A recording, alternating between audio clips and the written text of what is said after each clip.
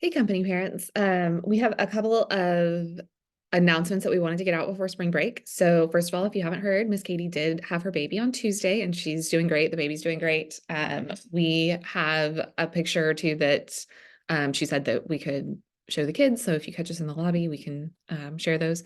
And we will wait for her to post on social media or make any other announcements or anything, but they are doing well and excited to go home.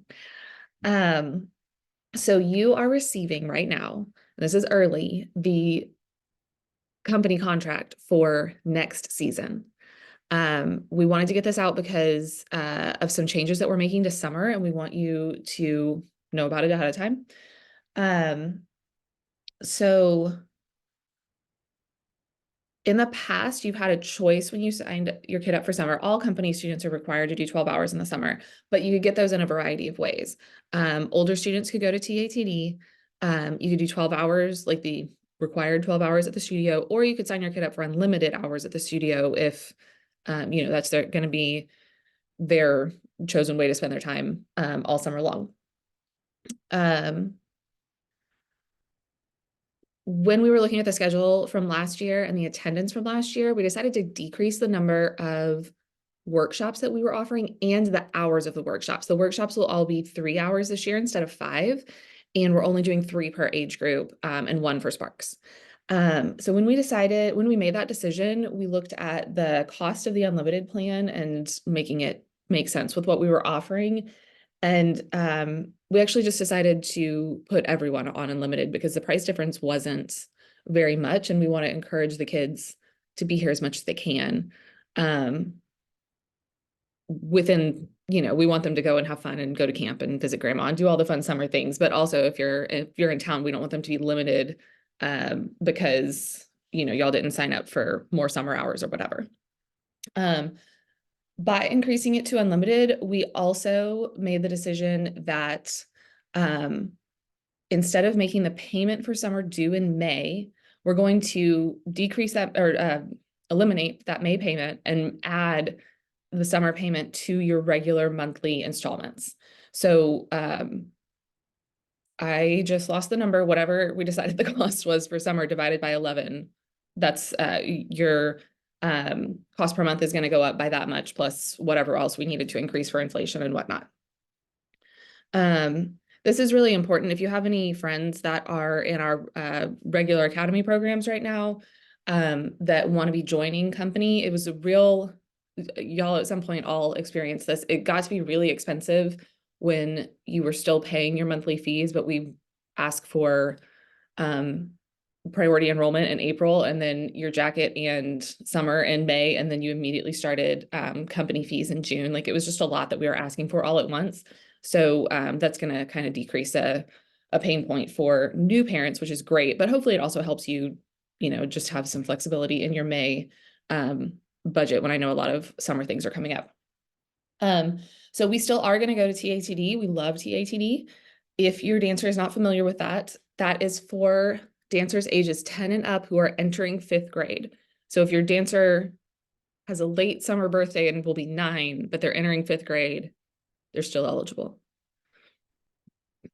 I think. Yes, okay. I just had to make sure I said that right. TATD is a convention that is held in Sugar Land every summer. It is the last Sunday through Wednesday of June, and it's all day dance classes. So from like 8:30 in the morning until 5 at night, the girls just take continuous classes. It's studios from all over Texas and surrounding areas gather together. We bring in, I say we because it is a member-run organization, and myself and Miss Layla and Miss Brooke are all members. A lot of our teachers go as non-members, but we contribute to the running of the organization. So that's why I say we. We bring in teachers from all over the country that have fabulous backgrounds and great things to offer the kids. And it's a lot of fun. It's one of the best experiences I think that a dancer can have is to go and learn from people outside of the studio and also dance with people outside of the studio. It's just a whole different environment, and it really pushes them in all the best ways and provides them with a great experience and great education. So the cost of TATD is not set by the studio, it's set by the organization and is normally somewhere around $400. Because we are required, in order to keep the pricing simple, we are asking people who attend TATD to pay an additional $250 plus what the normal unlimited cost would be in your monthly installments. Part of that part of the summer payment that you're paying in those monthly installments, we're going to put towards TATD, but then your dancer also gets unlimited hours at the studio. So we're not limiting them because they're going to TATD, and we're considering part of that budget as paying for that convention. But we do kind of assume because they get their hours at the convention that they'll take less. So we thought that was a fair way to do it. And if I didn't explain that well, feel free to email me and ask questions because I feel like I didn't explain that well. But so that 250 is the one thing that may be due in May, because we do have to enroll and pay for TATD, prior to the convention. So we do need that 250 payment in May. And then the fees that are listed in the contract will be the same for everyone, whether or not you're going to TATD. So that is what's different about summer. We wanted to get this contract out to you early. I mean, first of all, Miss Katie finished it before she went on leave, so we have it. So we might as well give it to you. But we wanted you to see that increase in fees because even though that May payment is going away, it then increases your monthly fees. And we wanted you to know that as you're making decisions about what your dancer can participate in next year.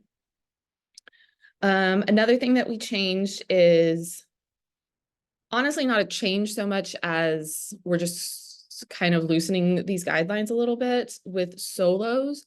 Previously, we had limited who could apply for a solo. And this year we're not limiting that. Anyone can apply for a solo, but we do have limited space for that, both by teacher availability and by studio availability. So that will go in order of seniority. Shooting stars and lucky stars will be considered an assigned first. And then rising stars who have also had who have already had a solo will be considered with that group.